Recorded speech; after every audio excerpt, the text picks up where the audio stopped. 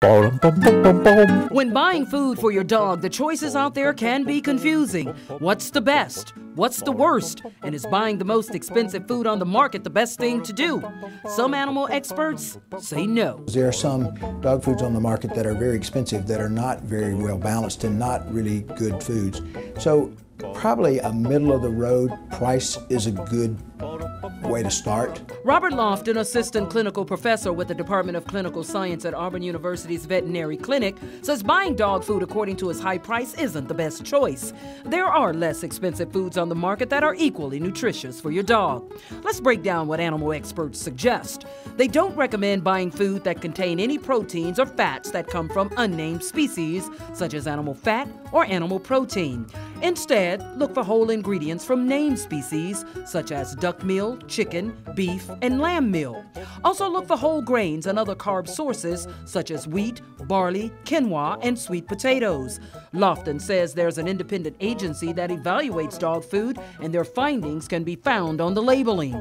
Just look for AAFCO, which stands for American Association of Feed Company Officials, and they do consumer reporting for pet foods. If their statement is on the bag that says it has been fed to and substantiated to meet the need, then that means it's a good product. You have to be careful because the statement sometimes gets tweaked to say has been formulated to meet the need. And that's generally what's used when there's no research to back it up. Just remember that when you're shopping for dog food, look for the ingredients on the packaging. If the first item is meat, you're on your way to providing your dog with the necessary protein he or she needs in their diet. Oh yeah, that mama baby. Meet Linda Hartley and her best friend Cujo. While he's nothing like the movie bearing the same name, this four-legged Jack Russell Terrier is the apple of his owner's eyes. But according to Linda, she doesn't break the bank buying food for Cujo. In fact, her choice of food for Cujo is kibbles and bits. Why buy name brand when store brand is practically the same thing with all the same ingredients? Save your money, people.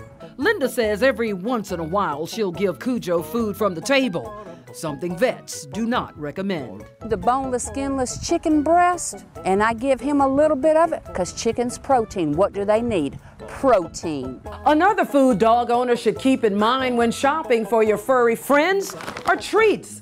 But keep in mind, all treats are not good for your best friend. It's Doggy! Although dogs go crazy for treats like this, they are not always the healthiest things you can give your pet.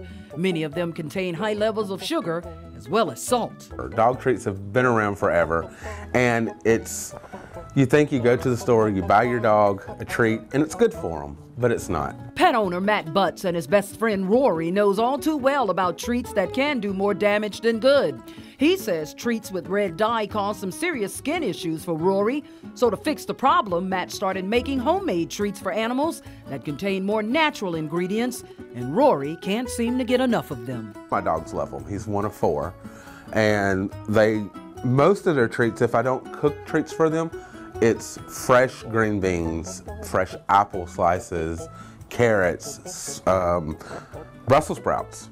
He loves Brussels sprouts. It's one of his favorites. But beware, too much of a good thing can pack on the pounds. It's just like with us. If your dog is lazy, no matter what you feed him or her, they're gonna gain weight. More than 50% of dogs and cats in America are overweight, and part of that is that we give them a treat every time they go outside to go to the bathroom, every time they sit, every time they do something, and even when they don't need that treat, we're giving them a treat, and the treats can be a real problem as far as the weight's concerned. But to keep the weight down, Lofton suggests you don't overdo it when it comes to rewarding your dog with treats, and says consider breaking a treat in half. By doing so, it cuts down on the amount of calories you're giving him or her to ingest. So the lesson learned is when it comes to buying food and treats for your dog, do your research. And remember, not all expensive pet food is the best for your dog. Some of the cheaper brands contain all of the proteins and nutrients your dog needs. Choose treats that don't contain a lot of salt, sugar, and dyes. Read the labeling on dog food packaging and give your dog plenty of exercise to keep them slim and trim. But some pet owners like Linda, well, they like to spoil their pet, but in moderation.